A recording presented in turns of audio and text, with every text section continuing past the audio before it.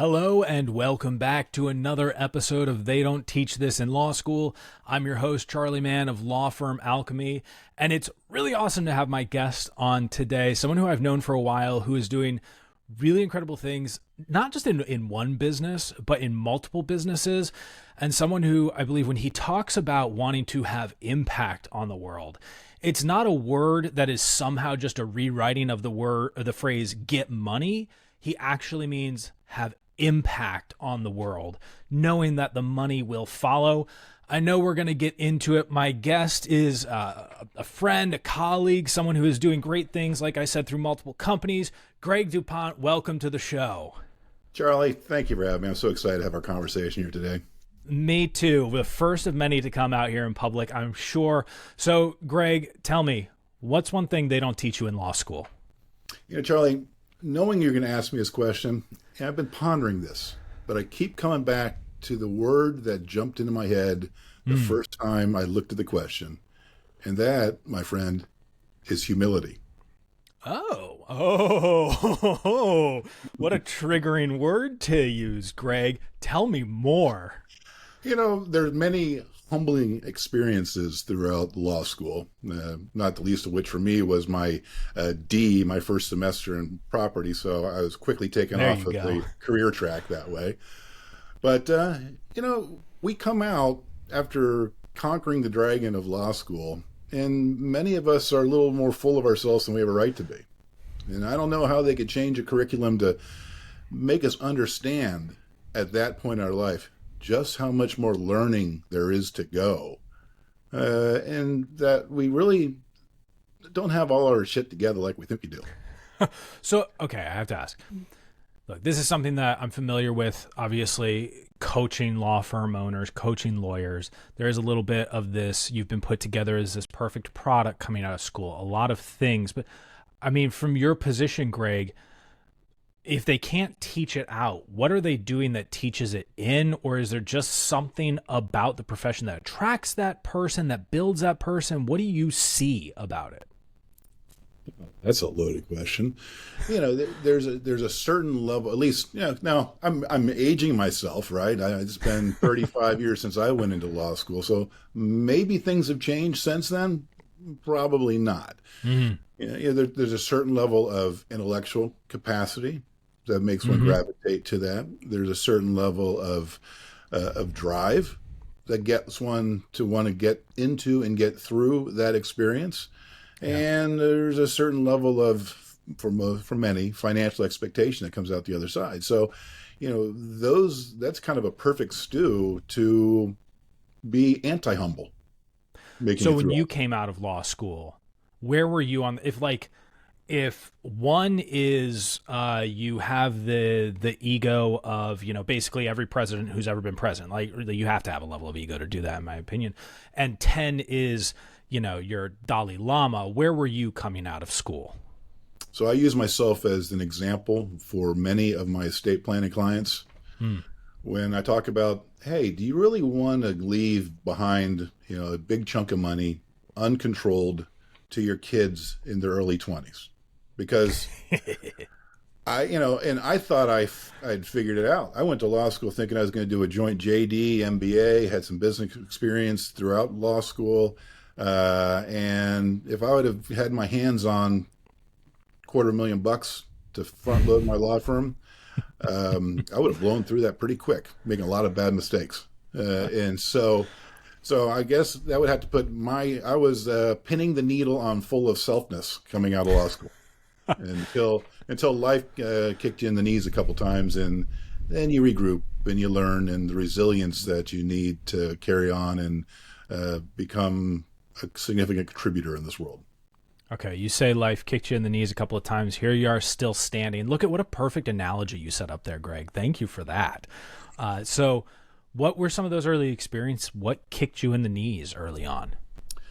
So, when I started my practice, I like I said, I wanted to go to law school to be a joint JD MBA. I always wanted to be a business guy. I went to law school to build my entrepreneurial empire that I saw, coming in the 90s when I came out, all the people making money and, .com stuff and all that stuff. I wanted to be one of them. I never wanted to be a trial lawyer. So I spent a lot of my energy, early building blocks of entrepreneurial studies in that, not really focusing enough early on the law as a business. The law, it wasn't until a handful of years of practice I made the connection that the law was my business. At that time, alongside a title agency that I had and those kind of things, that I was always kind of looking for something outside of the profession of law to be my business. And it wasn't until I came to the conclusion and the realization that the law was a business, treat it like a business, nurture it like a business, succeed up the food chain from doer of the law to marketer of the law to owner of the law firm, as you talk about, into finally being an entrepreneur. So early on, I got myself out over my skis, as you know I'm prone to do as a quick start. You're talking Colby profile for anyone who's like, quick start, sure. Colby profile is the language we're using. Yeah. And so, when practice was going good, I was spending money, investing money, and all that stuff. And what happened about taxes? Yeah. Yeah. So yeah, that big PI case is going to settle, and that will take care of it, and we're all good. Guess what didn't happen? Guess what didn't happen, right? You've seen this. You've heard this story before, right? A few times in the last week. Yeah, that's right. Yeah, so you look at that, and you look at things like deciding early on. My parents paid for my undergrad. I was blessed that way, but law school was on my dime. And when I came out, forbearance was a sweet word for my law school loans, which I'm finally wrapping up on. So we'll just end that conversation there. I mean, look, yeah, we could spend all day talking about that kind of nonsense, but you've stacked up, I mean, multiple trips down the entrepreneurial path, which means you've probably started to put together like lessons and wisdom to pass down. Looking back at some of those experiences, title agency, early years of the law firm, etc., what lessons from today, and maybe like, let's go no more than 3 lessons from today that you would have tattooed on, stamped on forehead, written in stone for yourself getting started? From Dan Sullivan, focus on the gain, not the gap. We're always setting goals for ourselves. Yeah. It's to create a direction. But we tend to start seeing that we're not attaining those goals and perseverate on, hey, I'm not getting there. I didn't make $1 million this year. I wrote down on paper I was going to make $1 million this year, damn it. And why didn't I do it? and not looking at the fact, okay, I did increase revenue by 25% this year. Right. Okay. And these are the things to put in place. So that would be number 1, focus on the gain, not the gap. And I hate to sound like I'm parroting Sullivan all the time, but the who, not how. By the way, I have to. I'm a member of his strategic coach club. It's in my DNA. Right. They make you sign a document that says you have to share Dan's teachings. No, he's just, I mean, honestly, he's a master of what I refer to as codification, right? It's something you and I have talked about in the background. Codification of ideas allows ideas to spread in a big way. Yeah. And so the who, not how, instead of focusing on how the heck do I get this done, the leverage of figuring out who can get it done for you, the power that concept can bring to your business, it's exponential. And then the third one, I'm going to bring another guru because I've been listening to these gurus for years, and this was one of my first ones. Right after Jim Rohn came Tony Robbins. And where focus goes, energy flows. And that has proven to be so true in my experience. It's mind-boggling what happens when you follow that as one of your core principles. As you and I've talked about before, I kind of, with all the businesses I have now, I've, one quarter I'm focusing on this one, the next quarter I'm focusing on that one, and just the flywheel, the iterative flywheel that comes from doing that. It's been very powerful. Greg, when you talk about the gap and the gain, one thing I've definitely noticed in working in the legal profession, right, as an outsider being on the inside, is the amount of less than talk that goes on. It's really less than self-talk. It's well, I've got a good law firm, but I don't have that person's law firm. I've got a nice car, but I don't have that person's car. I've got nice suits, but I don't have that person's. There is so much less than talk. I know, like, in 20s or in your early years, you get those first boluses of money you talk about, right? You get that first $250,000. How much of that goes up to trying to close your less than gap? It's one of the most interesting things about working with law firm owners. And it's also one of the most sad things, if I'm being honest, because I look at people who, like you, very well educated, gifted, talented, driven, all of this, and going, yeah, but it's not enough. How do you make it enough for you, whatever level you're at? My evening sapphire martini. Perfect. It's built a lot around, a recognition and a gratitude type practice, recognizing that the grass is not always greener over there, but being able to be content, being humble, right? To go back to what they don't teach you in law school, and recognize, exactly what you do have and how good you have it. I mean, by being a lawyer, that's a starting point of better than 99.9% of the jobs in the world. Yep. Right? Yep. You could be an Alaskan crab fisherman. Yeah. And I've got no desire to do that. Yeah. No, the phrase I like to use is get humble or get humiliated. Yeah, that's words to live by. Yeah, truly. So getting back to all that, you have to that core idea of being humble. That's something they don't teach you in law school. You have this march to $1 million. You have this impact-driven life, but you're also a firm owner who and financial planning side, and like you see money, right? This is endemic to a lot of the work that you do, even also extending into Wealth Solutions Network, your other business where you're helping other estate planning attorneys magnify their own impact while magnifying their revenue. You see money all over a lot of different places, and yet you still manage to stay focused on what we would look at as probably the more humble version of driving impact. How did you get to that place?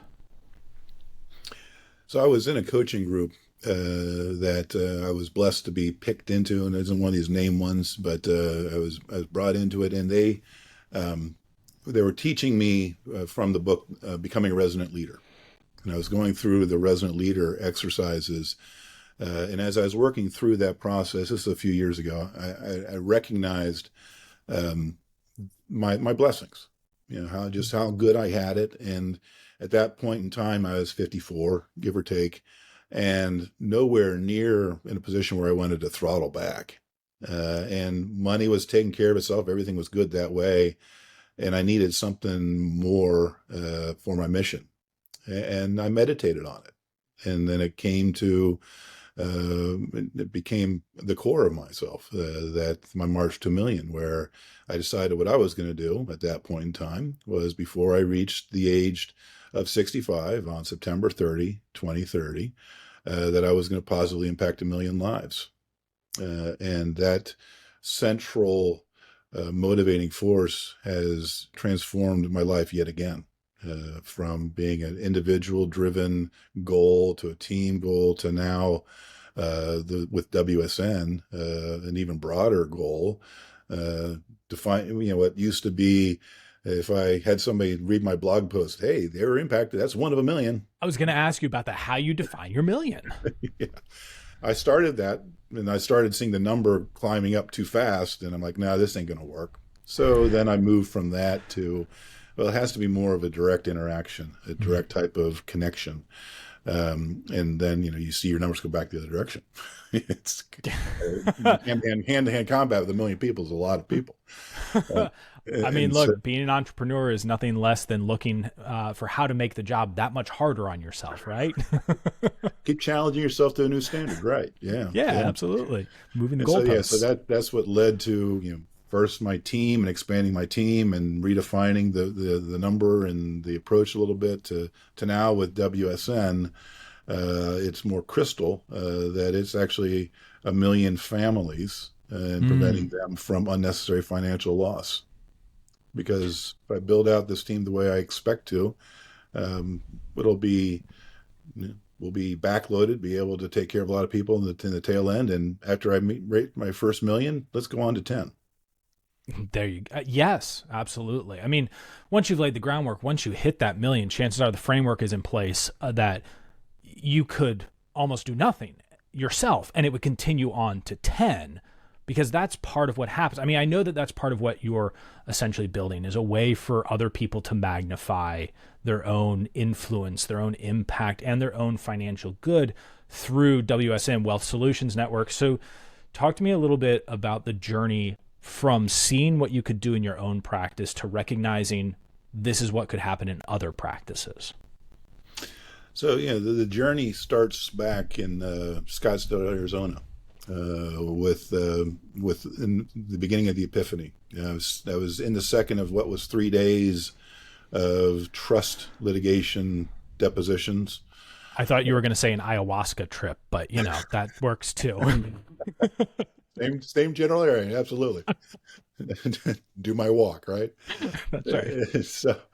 So I was sitting there that day, and I watched the 1, 2, 3, 4 other attorneys and myself at that time at $250 an hour, the cheapest of the lot, and something was gnawing at me that day, and it continued to fester until I was sitting there reflecting on my dinner with again my martini. It's a constant part of my life, and so hopefully that never goes away. Anyways, and it occurred to me that family was reminding me of my family in the sense that it was a entrepreneurial father that had made some money and had an estate plan set up. And when he passed away, left it to mom, and she still was managing things. But when she decided she wanted to change things, although she had a financial advisor, an insurance guy, a tax guy, and a lawyer, she didn't have a relationship with any of them because they had all treated her like a transaction.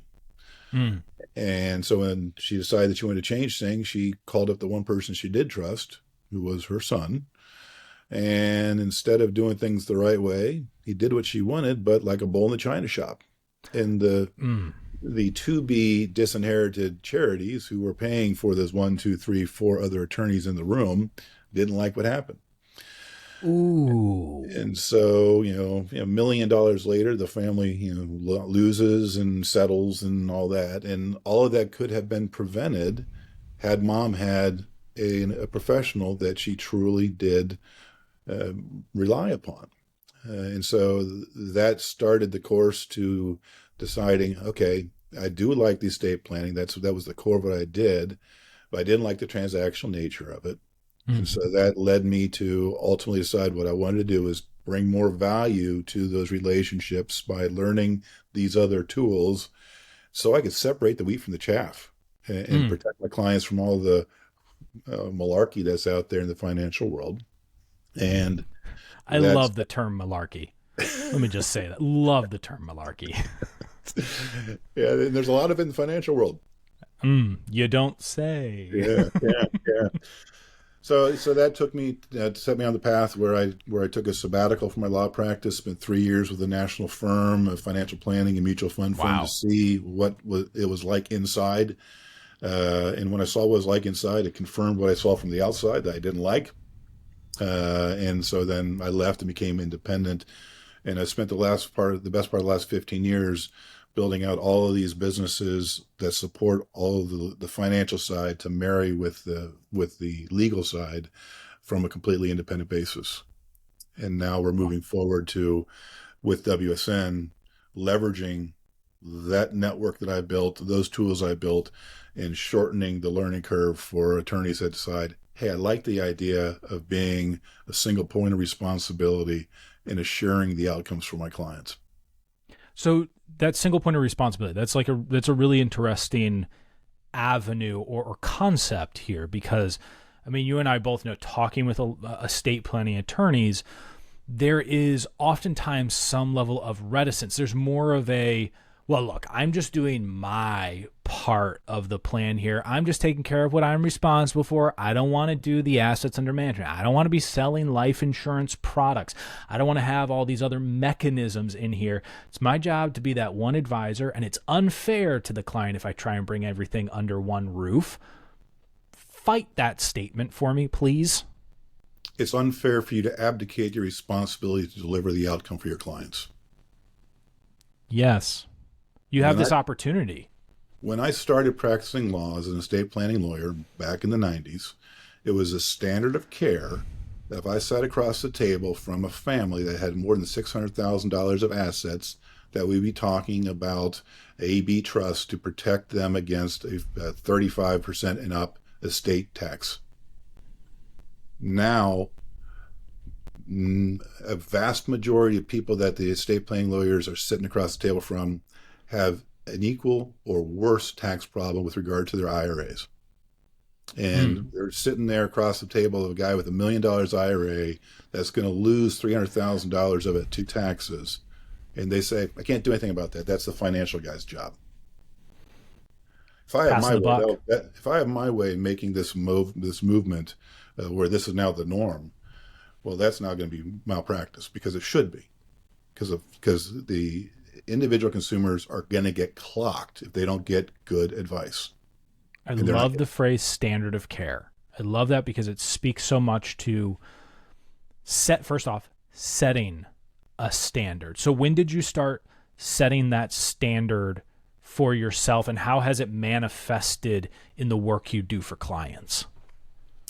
So once I became awakened, once I realized that, this is what's happened over the course of my career, where the asset base has shifted from house and for the basic middle class family, house, some insurance, and in bank accounts. That's what it started out as. 401k generation came in, and now when you fast forward into 2000, give or take a market correction, taking half it away from people, this is the family wealth that we're dealing with. And once you realize, and what really locked it in was with Secure Act a few years ago, when the federal government said, hey, prior to Secure Act, we could stretch out these IRAs. And so the families could have the benefit of tax deferral. So it made a lot of sense to do IRA trusts and all that stuff, deferring that out and not paying the tax man. But the Secure Act said, no, you got to take that out within 10 years. And that was a very important strategic shift for the government, because that's when, first of all, it was unanimous. Republicans, Democrats slipped it under the dead of night. No people fighting. They talked about in the summer. Everybody just kind of accepted this, that they were going to do this, change that to a 10-year from a lifetime. And they did that as a revenue enhancer. Wait, Greg, are you insinuating that the federal government did something that wasn't in our best interests, possibly? Yeah, go figure. And so my words, not yours. This is not on Greg. No, thank you for that. Yeah. But yeah, so that's when they stood up and said, as a matter of law, hey, this is a individual retirement account, not a family legacy account. And as we look to the future here, and this is why this is the perfect timing for these conversations, because there is a financial cliff on the horizon. And it's a demographic and economic and political certainty that personal income tax rates will be increased, that the government needs to look for more revenue. And our clients are sitting there with big targets on their life savings that has never been taxed. So this man's prediction is that 10 years, that was the last version of the Secure Act, will be condensed to zero sometime the next decade. And we have the ability to save the middle class literally trillions of dollars. That is an amazing statement. We have the ability to save the middle class. And it's funny, I was ready to just punctuate it with a period right there. We have the ability to save the middle class, especially the middle class. Like I think about friends, family that I know with disparate levels of wealth who are looking at passing it down to their family members. It could be, so for my grandparents, they passed down something like $210,000, right? But it was the only $210,000 that they had to pass down. I know other families that are passing down millions of dollars, and a lot of people worked hard to make that money. They worked hard to tuck it away. They gave up stuff during their own lives, didn't spend that money on themselves in order to pass it down. I mean, I think you can tell emotionally how I feel about this sort of thing. Aligned. Aligned, yes. Okay, so one thing I want to highlight here, because obviously the people who listen to this, we have estate plan attorneys, but let's say there's a PI attorney listening. I want to do a little translation here because I think it's important that a PI attorney who's listening to this doesn't come at but how can I use this in my business angle negatively? When I hear you talking about some of this stuff, Greg, it reminds me of the fact that a lot of PI firms, at the end of the day, when they've done their job well, someone is getting a big old check, a check that can potentially change their lives. And how are they serving the client past that moment, right? How are they serving the client to say, hey, this is a lot of money. You should possibly talk to a financial planner. You should possibly now talk with an estate planning attorney. You should get some good counsel on this. Otherwise, are you an attorney handing off a lottery ticket? And we all know what happens with lottery winners, right? The money disappears in 4 years or less. Yeah. It's astonishing. It is astonishing. And I do contend in the bigger picture that the tools that we teach in WSN can be applied to literally any law practice and generate revenue and deliver better outcomes to their clients. For our initial tranche here, our initial founders class, as it were, we're focusing specifically on estate planning lawyers. But by all means, at a very minimum, somebody that's got a blended practice, not focusing only on estate planning. But anytime you're in there in a position like you teach of being the hero to the client, and being that person of influence, because they're not getting this type of guidance from their financial advisors. The industry has contracted. The industry is moving more and more and more towards consolidation and less personalization. If you got less than $1 million at Fidelity, you're talking to most likely you're talking to a remote guy, right? Okay, if you're talking to a insurance guy, chances are in 3 years he's gonna be out of business unless he's been around for 10 years already. Wow. And so I believe that it kind of becomes the attorneys that want to stay in business. Okay, we got to figure out how to stay in business. We become the last foot soldiers of being able to provide this unbiased information and guidance. And it's going to be very difficult for the consumer to get good information in the future and take action, because they can get all kinds of information, right? You Google up all kinds of stuff, but absolutely, it's information leads to inaction, which in this instance leads to financial loss. I talk about and I have solipsistically named it man's hierarchy of value. But I have my value ladder of how you get paid in life, how you generate value in life. And it starts with you get paid for what you do, then you get paid for what you know, then you get paid for who you know, then you get paid for who you are. When you talk about, Greg, lawyers being central nodes in a community, a well-respected advisor, which really is returning the lawyer to really what it was a century ago, And even up through arguably 1960s, 1970s, we start seeing heavier commercialization. Obviously, marketing, something that I teach, comes into play starting in the late 70s into the 80s, really growing 90s and in the aughts.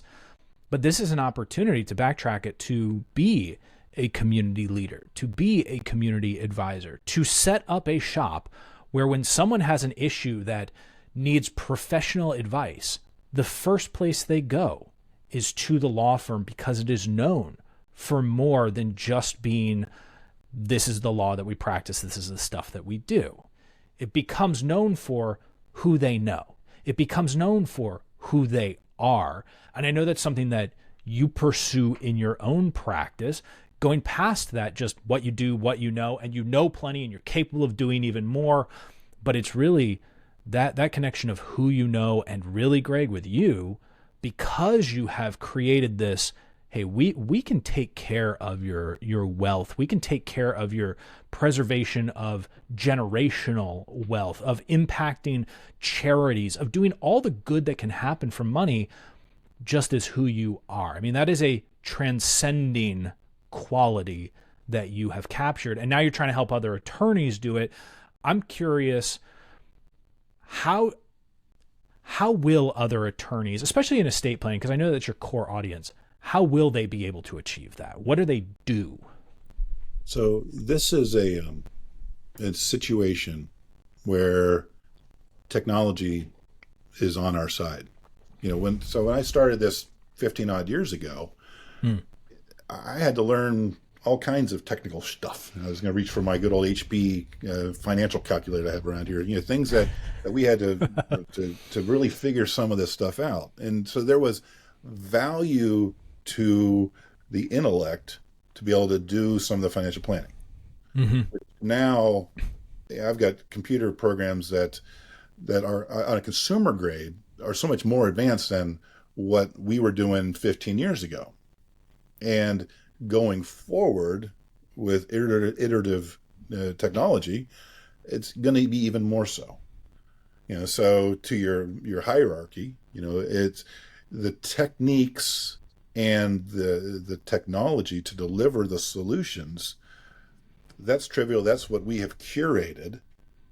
So the attorney that's a member of WSN just needs to be who he is and be willing to step into that position of advocacy and guidance, and knows that he's just looking for fact patterns, just like a good trial lawyer. Because 80% of the financial solutions are driven by similar fact patterns. And that other 20%, you go to Pareto rule, right? That little 20%, then we have the experts that's part of our team that can fine tune all these things, so that it really is designed to give the attorney the understanding that, one, I don't care what historically people have thought about attorneys that take on this role. Right. The insurance guy, investment guy, part of the whole thing. This is what's right for where we are now. And I know that I'm giving the best solution for them. And I know that the team that I'm working with has got my back. So you have the confidence to go forward in that conversation. I think about all of that less than talk as well that we were discussing earlier, where attorneys, right, I've been in the room running boot camps, things like that, where attorneys talk about this, and one attorney, one estate planning attorney says, "Oh yeah, no, we also do the financial advisory side of everything." And another attorney in the room goes, "No, I mean that I don't know about the ethics of something like that. I don't know about the client perception on something like that." Greg, let's be honest. The client doesn't know whether or not an attorney is supposed to be a financial advisor or not as well. The client has no clue. That's right. It's our own self-defined limitation on the role. It's worry that another attorney is going to say, "Oh, you shouldn't be dipping into, like, you're not supposed to be putting your hand in that cookie jar. That's not our space. Tut, tut, tut." And why, boy, oh boy, I feel like I could just kind of go off on this. Lawyers playing for the approval of other lawyers is the demise of lawyers. It's I was talking with a client recently, just the other day, 2 days ago. And he was really talking about how he needed to put in the next 10 years before he was allowed to reach a certain level in his practice. I was like, no. That is not how we play this game here. We don't play allowed. No one told you to open your law firm, yet you did it. Why do we keep adding stages of allowed to our lives, right? Right. Strangest phenomenon. Now, Greg, I'm interested in extracting some additional information from you here because, look, we have someone who's good at multiple areas of how money gets moved. Undoubtedly, there are affluent lawyers who are listening to this and maybe would love some insight on what should I be looking at? What am I not possibly being told by my financial advisor that I should be being told? Like, what are some of the things that you're seeing that high net worth individuals may not have protected or properly set up? So, handful of things. We'll start with the proposition, as I said before, that we have this perfect storm on the horizon with regard to taxes and all that stuff, and geopolitical change. You and I've chatted privately about this. I believe that there will be a tremendous reset sometime in the next handful of years. Who knows when that's going to be, but the combination of iterative technology, all the jobs that are going to get replaced, moved around, the disruption that means, the inability for the Fed to continue to throw more punch in the punch bowl. There is a major reset that will happen. And over time, the market always does go up. But it's that time that many people that have accumulated money as attorneys, have done good in their practice, and are thinking about retiring, what that looks like, well, they don't have time to recover on that. And there are tools that you can put in place to put a floor on that. Take advantage of some of the growth, still have that, but put a floor on it. So when the bottom does drop out, you don't go out with it. So that's one thing. Another thing is, all too often, people, as they look towards retiring and that, start devaluing what is permanent life insurance. Some of the uses of that, in particular to develop tax-free income for life, are incredibly powerful. A high income earning attorney that can't contribute to Roth, then this is a substitute for that. And then the third thing I would like to point out is that many people find themselves way the hell out of balance with their money in tax-deferred accounts. Oh, really? And there are ways for those monies to be converted through Roth and with mitigation steps and things like that into a position where you've already paid the taxman. Because if I came to you, Charlie, as a friendly taxman and said, "Hey, I got deals for you. I got two deals. You can choose door number one, where whatever you put behind door number one, I'm going to give you a little bit of a tax break right now. But I'm going to reserve the right to tax that however much I want, whenever I want to." Boo. That's door number one. Door number two, tell you what I'm going to do. I'm not going to give you a tax break up front, but I'm not ever going to be able to tax that down the road. Which would you choose, door number one or door number two? Well, you've made it easy, Greg. Yeah. You booed door number one, so you better. I booed it. Yeah. All the way from the cheap seats, I'm booing door number one. But most people find themselves behind door number one. Right. Because that's been the institutional inertia of the 401k generation. Right. And we got lopsided in that. And in the future, when income tax rates go up, we'll find out that we were sold a fallacy when we put all that in there, which was that our personal income tax rates would be lower in retirement than it is during our lifetime. Because very few people want to reduce their standard of living in retirement. And so the earlier you can address that and get out of that, there's some tools to do that and manage that. That's part of part of our tax thing, and there are other groups that do that. But those are the things that really, as you're in that glide path into retirement, if you've got some money, then you need to be thinking about that.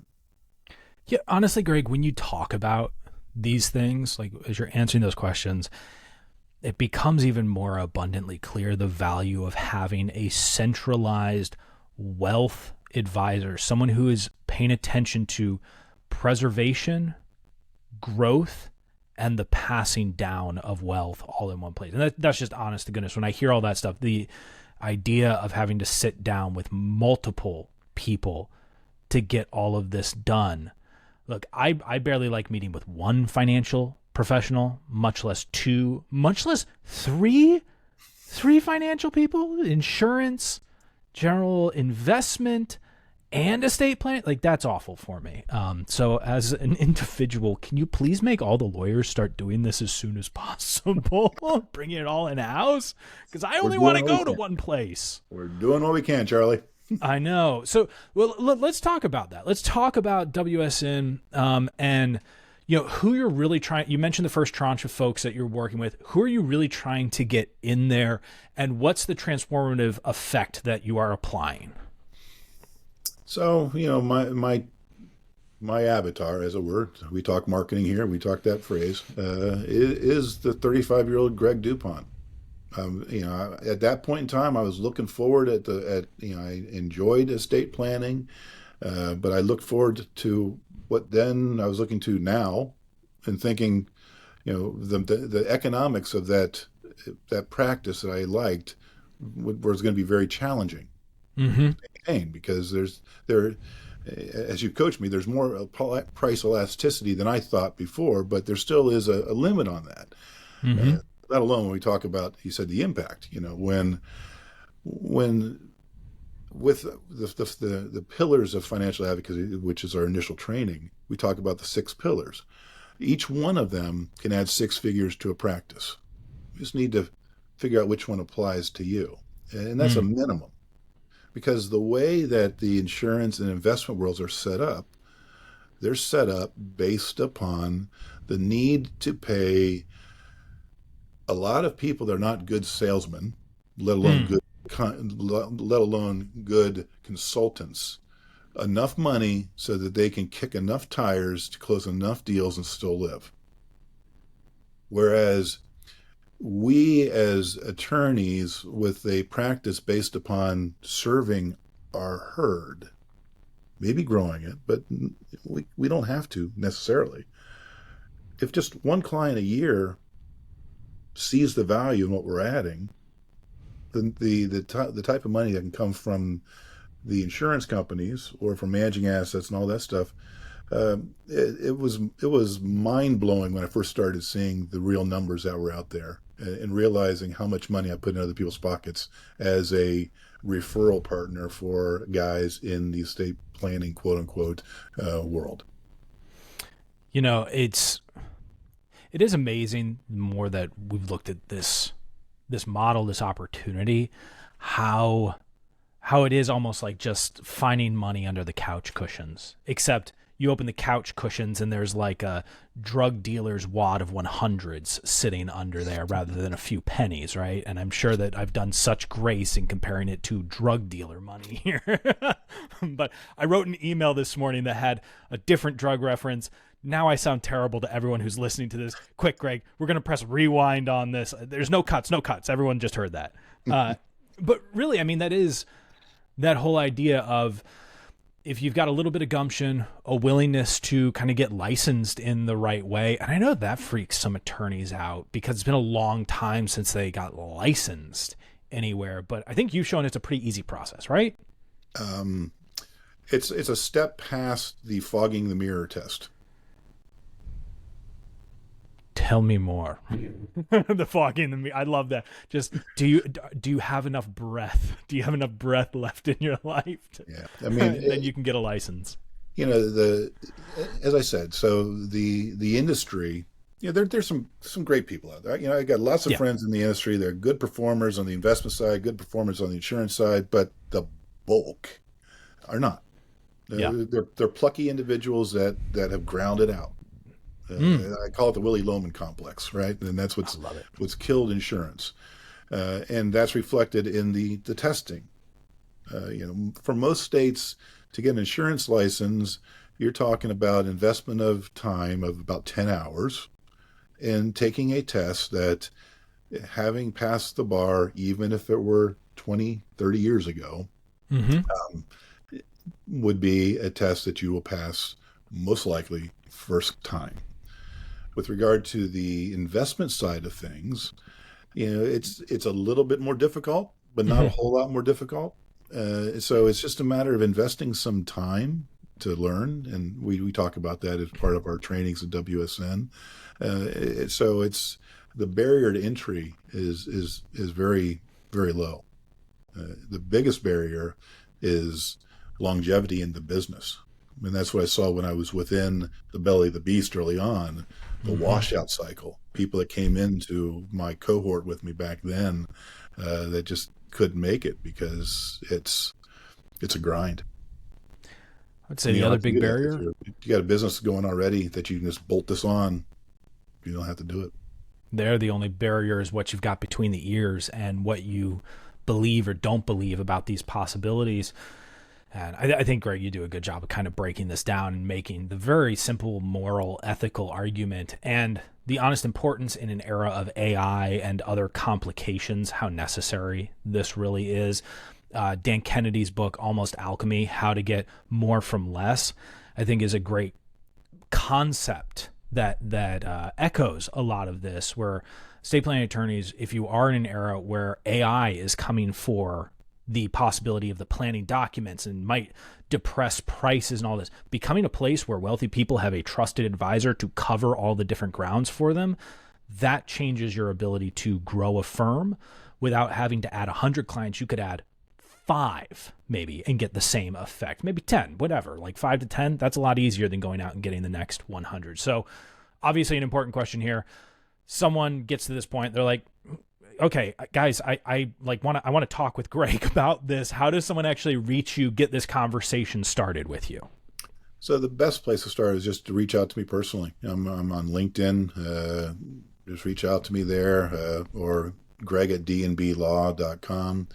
And you check us out, our website, Wealth Solutions Network. But I would, with this being such a close audience, I'd invite them just to reach out to me directly, or even pick up the phone, give me a call, 614-531-7524. That's my cell phone. I will not answer it, but I will return it at some point. Hey, I appreciate anyone who has an honest communications policy in place, right? That's good. Yeah, I mean, go check that out. And that was D&B Law for that email, Greg at dandblaw.com. Greg, I know that you're going to transform a lot of lives here. You're going to protect a lot of money. You're going to change the lives for families. You're going to help pass down generational wealth. And the attorneys who happen to participate in this process, who kind of snap it together and go, this makes sense. I got to have this conversation. Their lives will be transformed as well. And for all the people out there like me who don't want to have 3 different, maybe 4 different advisors that I have to deal with just like one place to go to, thank you. And please keep doing what you're doing. Thank you, Charlie. I will. All right. I so appreciate having you here. I know I'm going to have you back for more conversations. There's so much more to talk about, to dig into. Like, I've got notes here of other stuff that I want to ask you about. So we'll be coming back to another conversation in the not too distant future, right? I'm glad to be here. Awesome. Well, thank you all for listening to They Don't Teach This in Law School, and we will catch you in the next episode. Bye now.